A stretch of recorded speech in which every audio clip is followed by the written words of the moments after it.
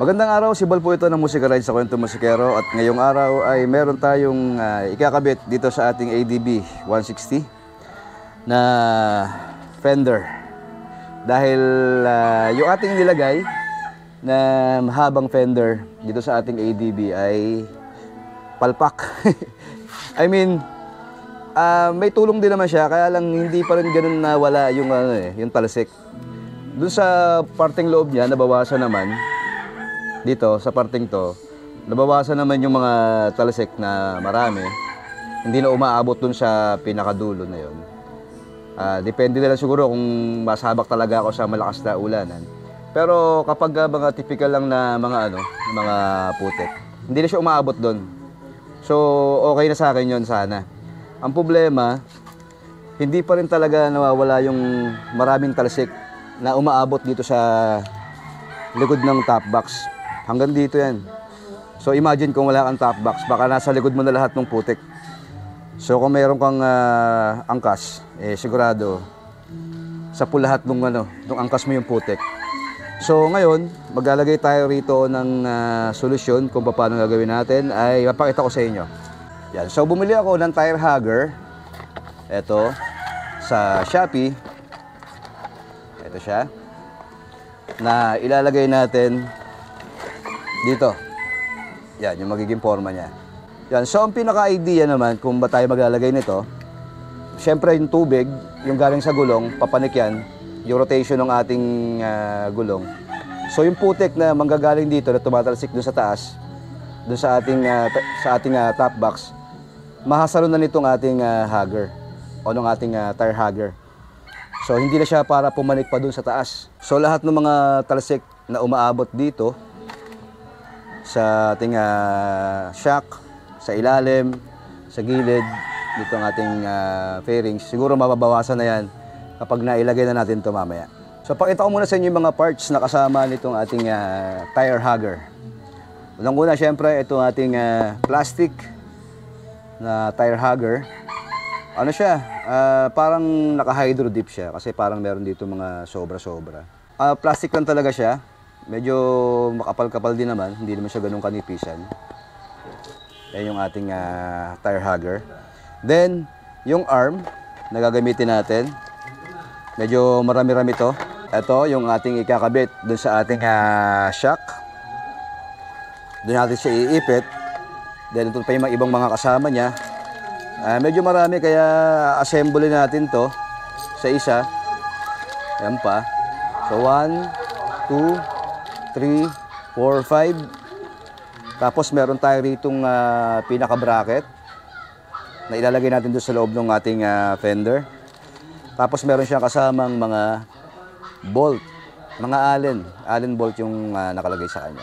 So unahin natin, ikabit muna yung bracket dito sa ating fender mismo. So ito yung bracket na yon, ilalagay natin dito. Kung paano ay ganito. Ayan. Paano nga ba? So yun. Pag ganyan siya, then i-screw natin to. Ayan. So yung ating bracket ay meron siyang thread. So hindi na natin kailangan maglagay ng nut sa ilalim. So lagay lang natin pa ganyan, tapos hanapin natin yung screw para sa kanya. So yung bolt na gagamitin natin sa kanya ay yung dalawang pabilog yung dulo. Yan. Para yan dito. Then ang next natin ay itong pinaka may parang bola. Yan yung parang bilog. Ikakabit natin yan dito. Then ang susunod yan ay ito. Yung ating pangatlo. Para naman yan dito. So unahin natin to. Hindi ko pa rin talaga kabisadong paano siya ikakabit eh. So pag-aaralan lang natin. Ito yung ating pangalawa, naikabit na natin. So dalawa na. Yan. Then ang sunod ay ito. Yung ating unang arm. Then meron siya mga kasamang mga Allen na ganito, na Allen bolt na maliliit, na matulis yung dulo. Na ilalagay natin dito sa mga butas na to. Ito yung parang maglalak sa kanya. So, ikabit natin. So, yung mga bolt na yon 1, 2, 3, ikakabit natin. Puro Allen din yung, yung gamit sa kanya. Yan. Okay, since nakabit na natin ito, ang unahin natin ay itong part na to. Hanapin natin yung Allen bolt para sa kanya. Ito. So, ayan na siya. Ganyan ang forma niya. Then, ang kasunod niyan ay ito na. Ganyan. So, doon natin magagamit yung mga nilagay natin na Allen na maliliit kasi meron siya mga butas. Tatapat yan doon. Then, kapag hiligpitan na natin itong mga Allen na to, maglalak na siya. So, ito yung pangalawa natin na arm na gagamitin. Hanapin natin yung bolt para sa kanya. Ito, gagamitin natin yung pinakamahaba. Yan ang ikakabit natin dito. Okay? So, ganyan yung magiging forma niya. So, itong ating fender, baliktaran siya. So, pwede siyang paganyan or paganito. Kasi kung mas pwede dun sa kabila, andun yung lagayin mo ng shock na medyo nandun yung allowance at pwede kang magkabit doon, pwedeng paganto. Kasi sa ADB, dito sa kabila, sa left side yung yung pwede mong pagkabitan. So, dito mo siya kakabit sa left side. So, pagayan yung forma niya. Okay, ang next natin kakabit ay yung karugtong nito. Gagamitin natin itong maliit na bracket na magdudugtong sa kanila. So, ganyan yung forma niya. Yan, pag ganyan. So, unahin muna natin, ikabit muna natin. Yan yung isa. Yan, meron naman siyang groove. Ayun, meron siyang groove. So, hindi ka magkakamali dyan. Papantay mo lang siya dun sa groove. Okay. Itong pangalawa na, ipitan na natin ng konti. Para makita na natin yung forma niya. Yan. So, ayan na yung nagawa natin. Ganyan. Then, ang last niyan is yung para dun sa ating shock. Yung pag-iipitan natin sa kanya. So, dito sa ilalim niya, pinakailalim. Yan, meron dalawa. At may uka rin siya. At doon natin siya ikakabit. So, talagang sukat na sukat. So, lagyan na natin yung bolt. Ayan. So, kita naman natin na sukat lahat ng mga parts niya. Yan. Kaya natin hindi hinigpitan para makuha natin mamaya yung tamang posisyon na gagawin natin dito. Kasi, gaya yan, articulating nga siya. Pwedeng kahit anong forma ilagay mo sa kanya. Pwedeng pataas, pwedeng pababa. So, titignan natin kapag naikabit na natin yung ating, pag naipit na natin ito sa shock, tsaka natin siya higpitan para makuha natin yung gusto nating forma. So, yun, ginawa ko, bumili ako ng mas mahabang bolt kaysa dito sa stock. Kasi magkakabit nga tayo, medyo makapal yung bracket ng fender. So, mababawasan yung kapit ng ating thread. So, bumili ako ng mas mahabang bolt na stainless. Then, naglagay tayo ng washer para maipit natin ng maganda yung ating bracket. Then, maglalagay tayo ng additional na lock nut dito para for safety purposes lang. Hindi naman kailangan, pero maglalagay na rin ako para sigurado lang. Yan. So, kakabit na natin yung ating bracket dito. Okay, ito na yung ating bracket. Kakabit na natin. Then, maghihigpit na tayo. Okay, bago natin tuluyang higpitan, tignan na natin yung magiging forma ng ating fender. So, marami kang configuration na pwedeng gawin dito eh. Yan, pwede mo siyang bali-baliin. Articulating naman yung mga arm nito. So, pwede nating ibaba pa ito ng konti. Tuwagan ko lang to. Okay. Okay, pag ganyan. Siguro okay na ako sa ganito. Kailangan lang nating mapantay siya. Then higpitan natin ng bahagya yung ating mga joint para makita lang natin yung magiging forma ng ating fender kung paano natin siya mapupwesto ng maganda. Yan. So, tignan natin kung may papantay natin siya dito. Ayan. Tingin ko okay naman, pantay naman. So titignan na lang natin kung may magagawa pa tayong mas magandang forma sa kanya. Pwede nating ipasok pa, ibaba pa ng konti ito. Pwede siguro nating baliktarin to para mas lumapit ng paloob. Kasi parang medyo nakalabas siya dito eh. Hindi siya nakasentro. So kung ilalabas ko to, subukan lang natin. Mag-iiba yung forma nito, kaya lang ang hinahanap ko kasi yung kapantayan nung fender eh. Yan. So kung pa ganyan, ayan, magiging pantay na siya kung pa ilalabas natin ng konti. Okay, plan B tayo. Imbis na dito sa labas ng shock, gagawin ko dito ako sa loob na part ng shock, magkakabit itong bracket para mas lumapit dito sa gulong yung ating tire hugger. Tsaka mas flat dito sa side na to, so mas lapat yung ating bracket. Yan, ganyan. So palagay ko mas makukuha natin yung gusto nating kapantayan kung dito tayo maglalagay. Meron naman akong nilagay dito na na lock nut. Tapos bumili ako ng mga washer. Yun ang ipang-iipit natin dito sa ating bracket.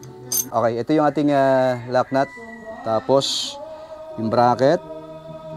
Then yung ating washer. So unahin natin yung ating mga washer. Okay. Wala akong nabiling stainless na to eh. Mas maganda sana kung stainless. Pero yan lang ang meron. So okay na yan. Yan, so ipitin natin ng ganyan yung ating bracket. Lagay natin yung ating lock nut. Okay. Okay, yan. So mahigpit na yung bracket natin. Hindi nagagalaw yan. Okay. Lagyan na natin yung ating mga arm, pati yung ating fender. Yan. So, eto na yung ating magiging bagong forma ng ating tire hugger. So, higpitan ko lang to. Yan, para sa akin parang mas okay ito kaysa dun sa nasa labas dahil hindi pantay. Ito mas pantay.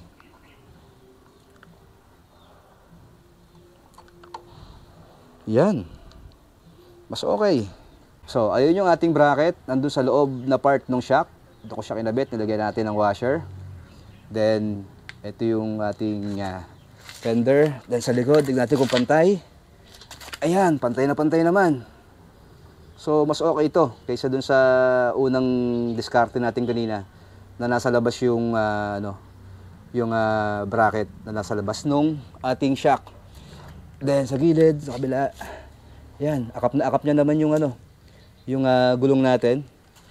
So malaki yung clearance, malaki yung allowance, hindi siya sabit sa gulong. Ayan, okay. Higpit na lang to, tapos testing na natin. Okay, tara.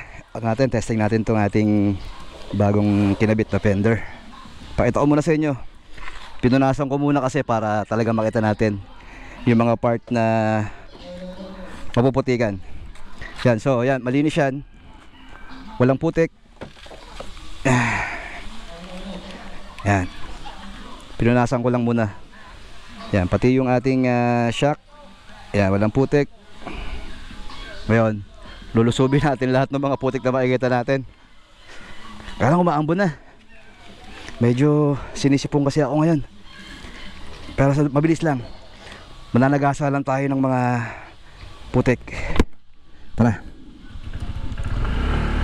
Ito. Yan. Hindi tayo mag-aarte ngayon. Ayun. Ito pa.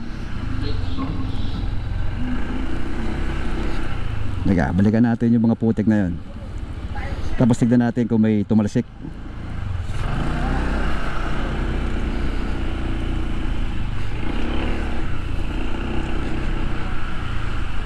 Ito. Yan. Okay, tignan natin kung may mga tumilamsik na putik.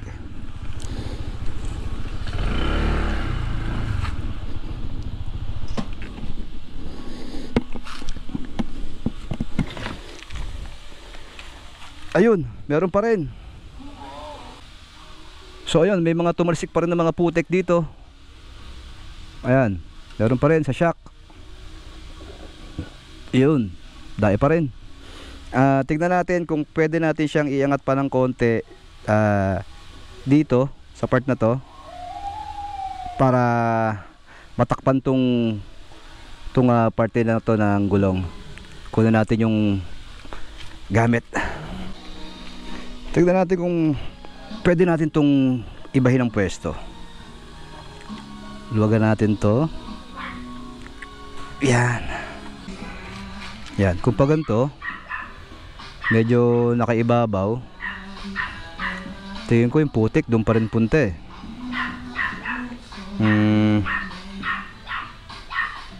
Tingnan natin, ibahin natin pwesto ulit. Okay, pwede natin subukan tong ganito na nakapasok sa ilalim yung ating bagong tire hugger. Hindi naman siguro sasabit sa gulong. Hindi naman siya sumasabit. So higpit lang natin muna. Yan. Then testingin natin. Tapos punasan muna natin ulit yung mga patrasigan ng putik kanina para makita natin na yung mga bagong putik na tatapon sa kanya. Yan. Sa shock. Yan, okay. Yan, hindi naman sumasabit. Okay naman. So, ayun yung forma niya. Naging parang extension siya nung nung isang fender natin na nakalagay. Okay. Testingin natin ulit. Another round. Let's go.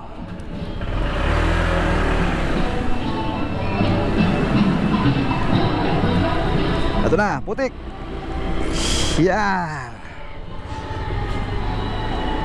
Isa pa. Yeah. Ito. Woohoo. Puro putik yung pa ako. Okay. Tingnan natin kung ano na nangyari. Kung may nabago ba. Okay.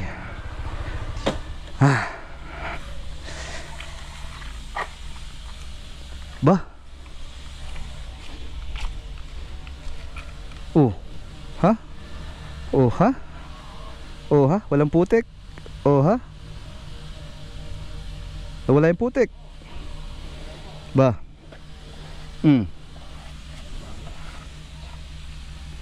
Parang mas okay yata to. Galing ah. Ang putik nandito. Yan, nandito yung putik. Pero dito sa ibabaw, hindi gaya kanina. Kanina putik na putik eh. 'Di ba? Isa pa. Yan, tignan natin ha. Walang putik. Subok. Napakadumi ko na. Okay, testing. Isa pa, sagasaan natin ulit yung mga putik. Eto, Benomano. Tubig. Yeah. Tapos eto, putik. Putik. Yeah. Isa pa. Pang putik. Eto, putik. Yeah, putik. Tapos tubig. Yeah. Yeah. Ano ba yan? Puro putik na ako. Okay. Tingnan natin kung may nagbago. Tingnan natin. Wow. Mas okay ngayon. Oh, yan, gaya niya, walang putik. Oh. Hindi gaya kanina pag ano natin. Isang andar pa lang natin kanina, punong-puno ng putik. Well, okay na yan. Para sa akin okay na yan. Hindi lang ganun kagandahan yung forma, yung itsura, but yung purpose niya nagamit natin. Diba? Ayun. Ayan, tumutulo-tulo pa yung tubig tsaka yung putik. Pero mas malinis ngayon. Hindi na umaakyat dito sa ano natin, sa shock. Wala nang putik yung shock. Well, tingin ko okay na to. Diba? Kung forma at yung kung forma yung titignan natin, hindi siya masyadong maganda tignan. Pero yung ating kailangan sa pag-ride na hindi tayo madumihan, ayan, nakuha naman natin. So para sa akin okay na to. Wala naman siguro magreklamo kung ganyan yung forma ng motor natin. Pwede kong ibalik yung pwede kong ibalik yung stock na